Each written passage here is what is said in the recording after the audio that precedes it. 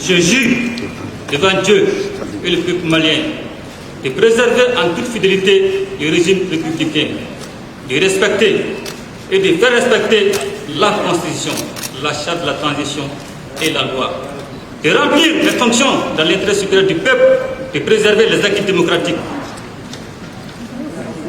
de garantir l'unité nationale, l'indépendance de la patrie, l'intégrité du territoire national. Je m'engage solennellement et sur l'honneur à mettre tout en œuvre pour la réalisation de l'unité africaine.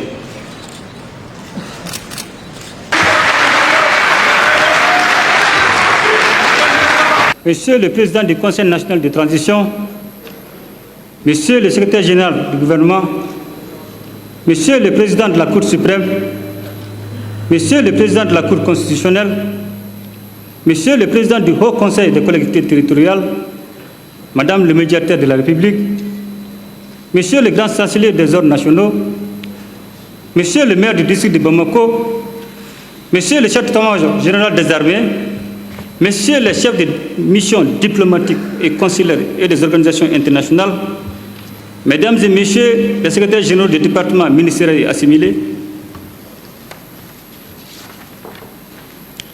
Mesdames et Messieurs les distingués invités, je voudrais, à l'entame de mes propos, vous inviter à avoir une pensée pieuse pour tous les morts civils et militaires, étrangers et maliens tombés lors de cette crise multidimensionnelle que nous traversons depuis plusieurs années.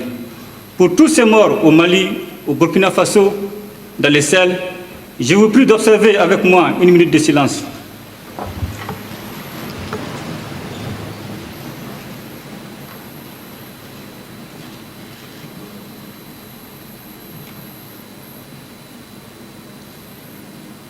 Je vous remercie.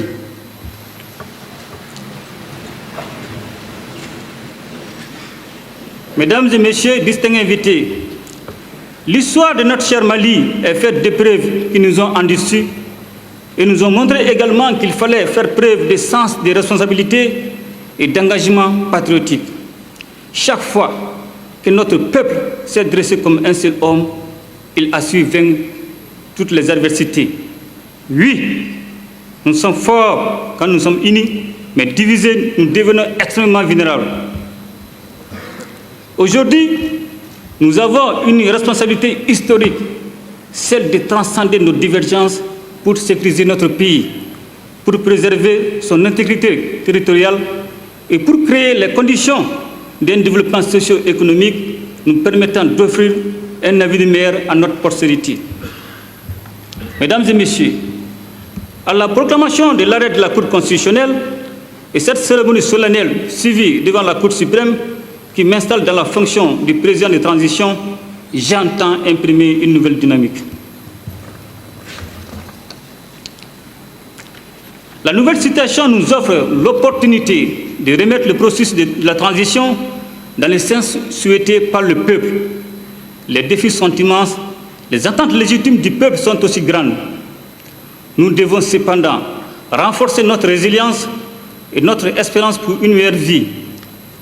Cela est d'abord de ma responsabilité en tant que chef de l'État. J'en mesure l'ampleur.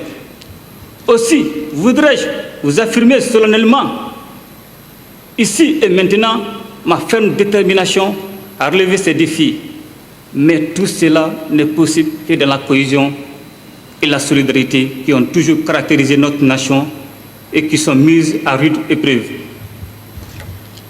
Il s'agit en effet, sur la base de la feuille de route, de conduire la mise en œuvre des actions prioritaires nécessaires à la réussite de la transition, notamment l'organisation des élections crédibles, justes, transparentes aux échéances prévues. Je m'emploierai également à la réduction du train de vie de l'État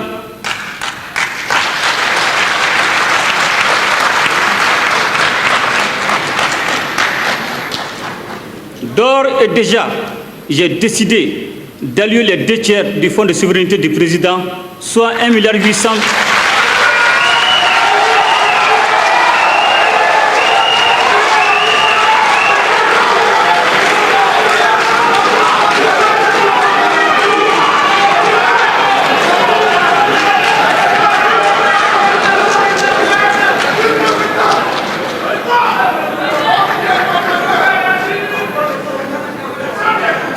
1,8 million annuels aux œuvres socio-sanitaires, notamment pour faciliter l'accès à l'eau potable et aux soins de santé primaires dans les zones difficiles de notre pays.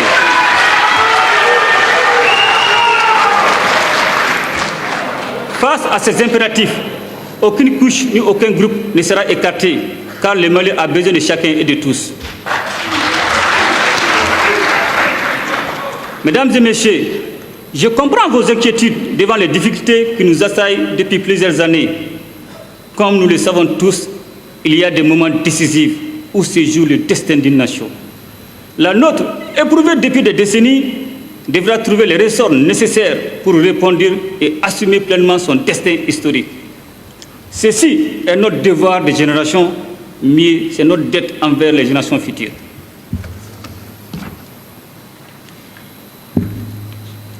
Je félicite les forces de défense et de sécurité pour leur courage et les engage à plus de détermination.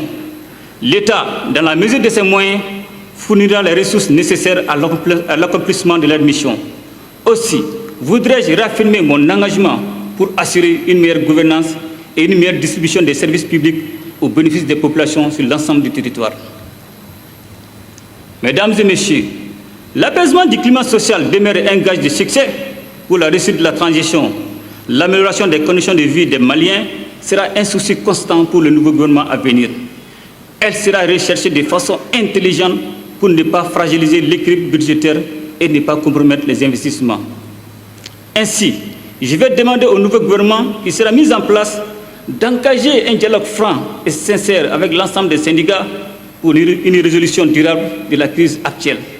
C'est l'occasion pour moi d'exprimer ma reconnaissance à l'ensemble des personnes qui bâtissent notre peuple, notre pays, par leur labeur quotidien, chacun dans sa sphère et en sa manière, qu'il s'agisse des paysans, des éleveurs, des pêcheurs, des opérateurs économiques, des artisans, des fonctionnaires, des communicateurs et des légitimés traditionnels et religieuses. Je n'oublie pas également les femmes et les jeunes auxquels une attention particulière sera accordée. Ma conviction profonde est que les filles et les fils de ce pays, dans un élan de solidarité et d'engagement commun, ne pourraient nullement échouer s'ils se donnaient la main, en transcendant les divergences et les contradictions lorsqu'il s'agit du Mali, ces pays qui nous ont été légués par nos devanciers. Ces pays que nous devons à notre tour transmettre à nos enfants dans la continuité de la fierté légendaire de notre peuple. Mesdames et messieurs, le Mali est resté actif au plan international et a bénéficié de la solidarité d'autres pays, particulièrement en ce moment de crise multidimensionnelle. Je voudrais, en votre nom, leur exprimer notre gratitude, notre attachement à cette solidarité internationale pour la stabilité du Mali. Nous apprécions à leur juste valeur les sacrifices qu'ils consentent pour notre pays. Toutes choses qui renforcent notre détermination et notre engagement dans les combats pour le développement durable et la justice sociale. Je voudrais, en votre nom, rassurer les organisations sous-régionales, régionales et la communauté internationale en général que le Mali va honorer l'ensemble de ses engagements pour et dans l'intérêt supérieur de la nation. Mesdames et messieurs, avant de clore mes propos, je voudrais rappeler que nous continuons le travail entamé dans le cadre de la mise en œuvre intelligente et efficiente de l'accord pour la paix et la réconciliation au Mali. Issu du processus d'Alger, en vue toujours de créer des conditions optimales d'une paix durable. Aussi, les conclusions du dialogue national inclusif continueront-elles à être mises en œuvre de façon judicieuse. L'espoir est permis et c'est ensemble que nous relèverons les défis. Vive le Mali dans une Afrique unie et prospère. Que Allah bénisse notre pays. Je vous remercie.